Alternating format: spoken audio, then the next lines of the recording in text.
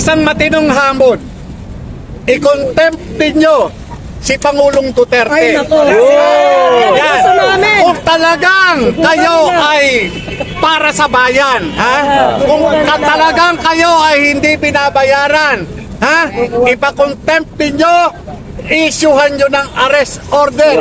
Ngayon na, sila pilit nilang idinidikit yung pangalan ng matanda o yung pangalan ng dating mayor, no, dating presidente. Hindi po pwede sa kaso yun. Kinakailangan meron kang sapat na substantial evidence. Ebidensya. Pagka ganyan, wala. Hearsay lang sir.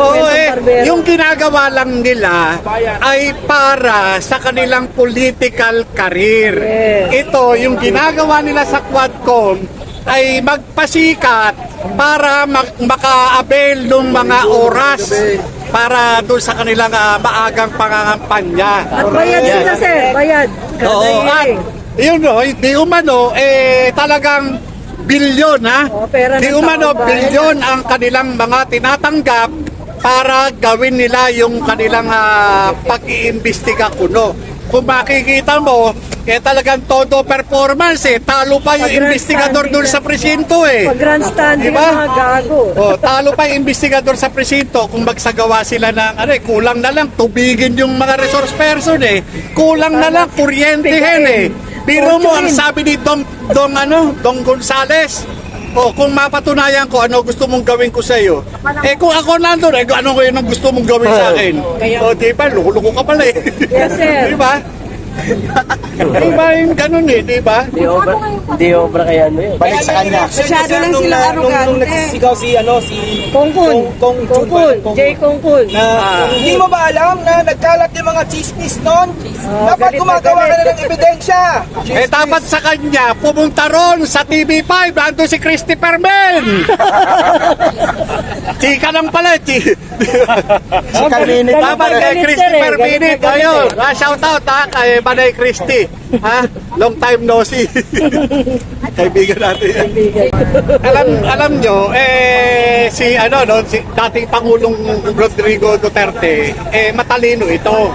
Una-una, dating piskal yan Alam niya kung dapat niyang sundin yung patawag o dapat niyang inisin. Bilang sa akin, para sa akin, opinion ko, talagang sinasadyang inisin ni Pangulong Duterte itong mga itong Tuwadcom na ito. Bakit? Tama, tuwad! Tuwad lang kayo. Para magtutuwad lalo. Diba? Para magtutuwad. Tatangin sila sa galit. Tingnan nyo, eto isang matinong hamon. I-contempt ninyo si Pangulong Duterte. Ay, nako. Yan. Kung talagang kayo ay para sa bayan, Kung talagang kayo ay hindi binabayaran, ipa-contempt ninyo, isyuhan nyo ng arrest order. Ngayon na, sila diba? Para makita ninyo ang galit ng taong bayan. Hinahabol namin kayo. Ang kaya nyo lang yung mga maliliit na kagaya namin. Yan. Pero pagka si Inday Sara o kaya si Digong Duterte, wala kayong bayag.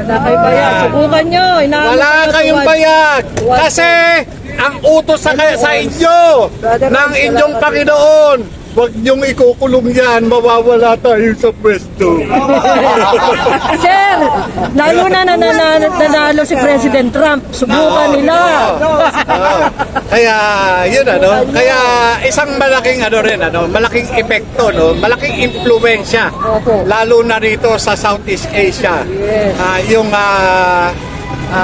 pagkapanalo ni President Trump. At alam naman natin na itong si President-elect Trump ay kaibigan ni Pangulong Duterte. At kahit ano gawin nila, hindi nila mapapago yan. Lalo na po, Democrat sila. Sinuportahan nila, Democrat. Kaya nga. Sige na. Ano pa? Sir JM, may follow up lang ako doon sa vlog ni Maharlika. Okay. Sinasabi niya, baka daw no, ma-invite sila. If ever ba, Sir JM, na may present ni Marlica yung video na isang nagpupulburon, handa ba kayong pumunta at sumama kay Marlica sa Amerika? Ay tatapatin ko po kayo, hindi po ako papayagan ng bangag administration na lumabas dito sa Pilipinas. May hinaharap na Kapagkat sa ako ay mayroong hold departure Yes, may order hinaharap dahil na may siya. mga hinaharap po akong kaso. Yung mga sinampan itong animal na to. Yan. Yun. Talagang bangag talaga sir. Pero maganda yun ha. Kasi yung video na yon pag napasa kamay, ha? Pag napasa kamay ito ng Trump administration, pwede naman din nilang pa-re-authenticate uli yun eh. Pero ito authenticated na eh. Certified na authenticated eh. Pwede naman nilang pa-re-authenticate yan para ano. At si Trump, naniniwala ako na kapag kaganyan eh talagang wala yung level ng pagrespeto sa isang leader na isang bansa. Pagka ganon, Lalo wala na pa sa ganon. conservative si Oo, President iba. Trump. Kasi kung ang isang pangulo na katulad ni Trump, malalaman yung kapwa niya pangulo na ganyan pala. Sa halip na level yung pagtingin, magiging antingin doon sa sapatos. Ang liit, sir. Maliit, Para magiging kang ganun photo. patitig. Oo. Lisa. Pero ang tanong ko sa inyo, aabot pa ba doon? Di na siguro, sir. Aabot pa ba? Kaya nga, sir, nagdo-double time ang ano eh. Ang Oo, kasi ang kongreso eh. Kaya nagdo-double time. Papanik na sila. Etong ginagawa ng Quadcom, hindi ito hindi tayo naniniwala na in aid of legislation. Kasi kung ito, in aid of legislation, tapos na ito, sandali lang eh. Dami mo nang nakuhang mga pointers eh. Ang ginagawa lang, kumukuha lang talaga sila ng mga ebidensya na sa akala nila ay magagamit, justify yung ipinail doon sa ICC. Sino-sino ba yung mga nandyan sa Congress? Sino-sino mga personalidad, yung napapabalita, yung mga nakunan ng CCTV, yung mga sinasabi, lalo na yung mga in-expose nitong si Nelson Lubao Yan, si ng Sundalo, Net25, di ba? Sino? Di ba yung isang Trillanes? Yes, si Tililing. Diba? Anong ginagawa niya doon? Di ba? Kaya nga doon mo makikita na itong Quadcom, ginawa lang ito para tumipon ng ebidensya para ibigay doon sa ICC. ICC. Fishing Yun. expedition sila, sir. Yun, oo. Pero, sa isang sa isang nakakaintindi, hindi po sapat kung dito ipapile niyang sa korte yung mga nakalap nila na sinasabi nila ebidensya. Wala, kitang-kita mo naman yung pinagmumulan ng mga ebidensya talagang tinatakot saan ka naman nakakita iniimbestigahan, tatakutin mo, di ba? Kaya ang investigador nagsasagawa ng pag-iimbestiga, gusto niyang makapag-extract ng information, ng katotohanan. Humahanap yan ng kasagutan sa mga tanong para mapalitaw ang katotohanan. Hindi yung susubuan ng investigador ang sasabihin nung kanyang tinatanong. Hindi sana siya na lang ang sumagot. Diba? Ganun ang ginagawa nila. Kaya doon pa lang sa mga ginagawa nila, hindi ito katanggap-tanggap bilang ebidensya. Panay mga wala yan. Kung sa Sir, tanong about ICC. Wala na jurisdiction ng ICC sa atin Tama? Hindi na tayo miyembro, di ba? So, paano makakapasok ang ICC dito para makialam? Kung tayo naman ay hindi na tayo miyembro. Maganda ang tanong ninyo. Yan. Kung paano nila ninanakaw ang pondo ng taong bayan, ganun po ang ginagawa nila sa pagpasok ng ICC. At kung paano nila ibibigay si Pangulong Duterte sa ICC. Pero, diyan, pinag-aaralan nila at pinakikiramdaman nila kung papalag ang sambayanang Pilipino. Pinag-aaralan po nila yan. Anytime, kapag gugustuhin nila, mali yan, tama yan, gagawin nila yan. Sa ngayon, pinag-aaralan nila, kinakalapa nila ang damdamin ng bawat isang Pilipino. Kapag ginanito pa natin ito, ano mangyayari? Testing yan. Yung ginagawa ng Quadcom na pambabastos kay Inday Sara, testing yan. Yung ginagawa na kunyari nagkagalit-galitan yung mga congressman sa hindi pag-attend ni Duterte, testing yan. Ngayon, pag nagpumilit sila at hindi kumibo ang taong bayan, wala tayong magagawa sa mga susunod na mangyayari. Eto, testing na yung ginagawa. Sir, kahit gumagana ang justice system. Walang justice system dito. Wala. Huwag kayong paniwala dyan. Ganyan mag-trip ang mga Jodik. Oo. Tignan ninyo kung may justice system dito, bakit may bangag? Bakit may magnanakaw? Bakit may sinungaling? Sabihin, talagang ano na. Wala, huwag kayong maniwala dyan. Kung may justice system, bakit nakawala yan si De Lima? Oo nga.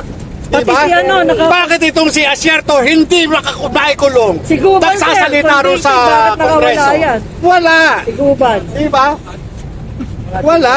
Maluwag yung Cornelio ng justice system. Maluwag. Kaya nga, kumbaga, sabi ko nga ito, kapag tayo, nahirati tayo, sa social media, at hindi tayo kumilos, wala na. Matutulala ang sambayan ng Pilipino kapag magulat na lang kayo, nasa ibang bansa na ang Pangulong Duterte. Kaya nilang gawin.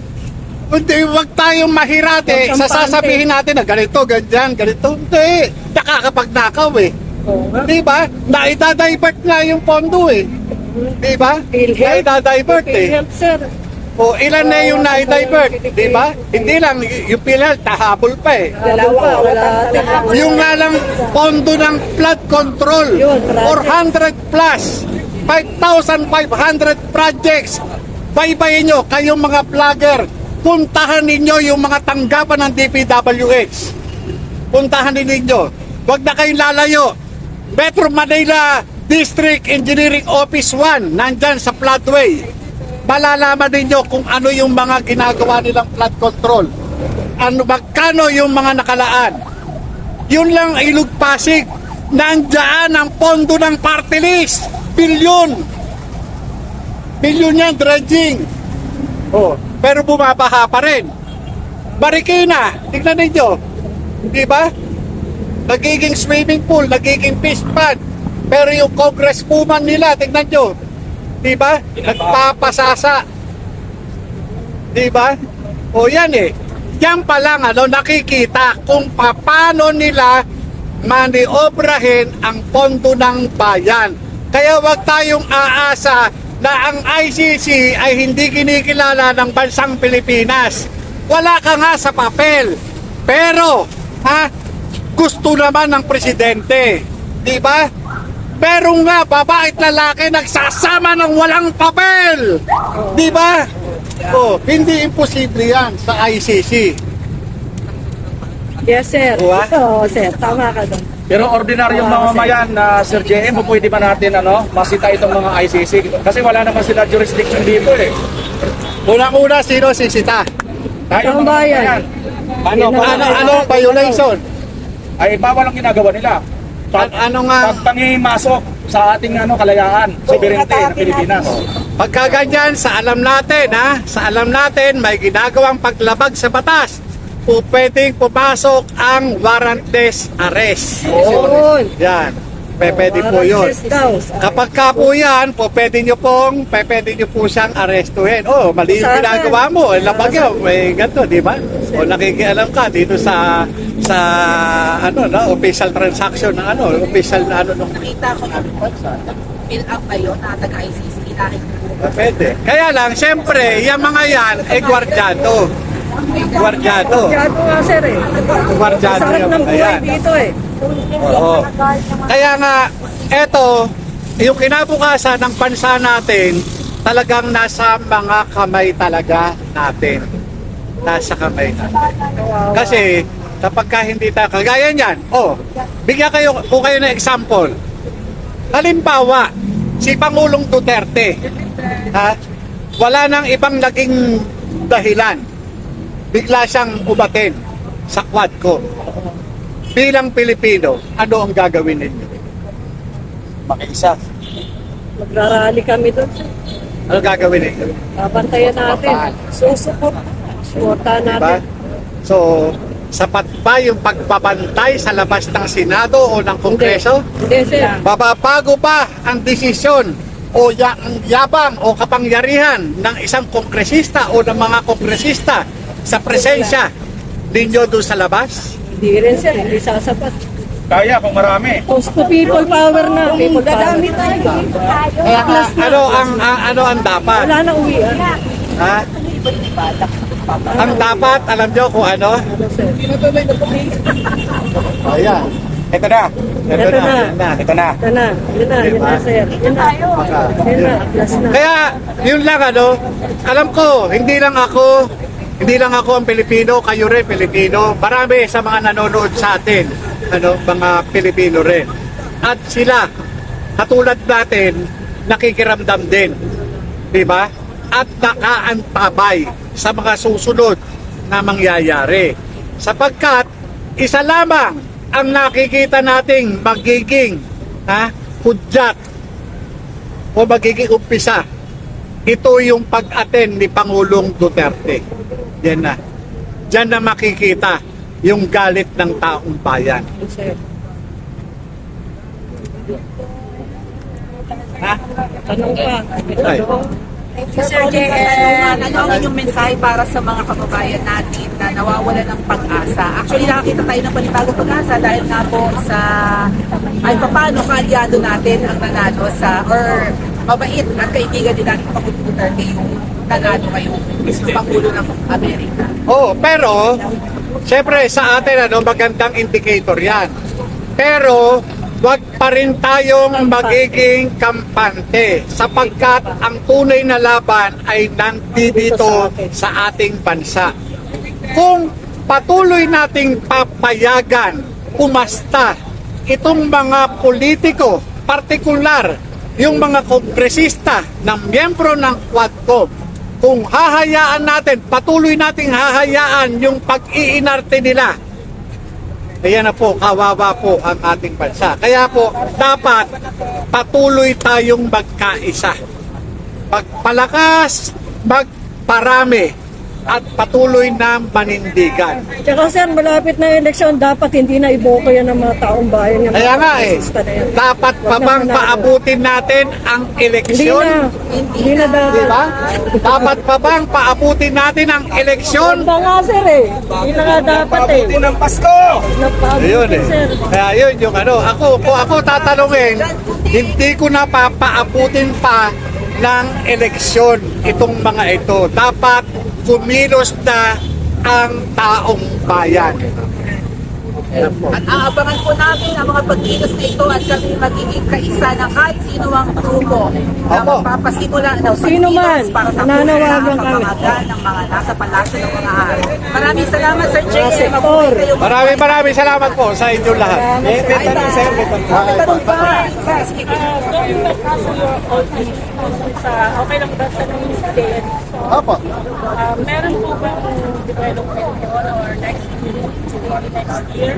At ito ang sabi ni Senator Patricis sa body code na regarding sa pag-fairness sa Senate. If ever. May chance pa kaya? I've heard nagsalita po kayo aliwasan po tayo na ang inyong informed is paano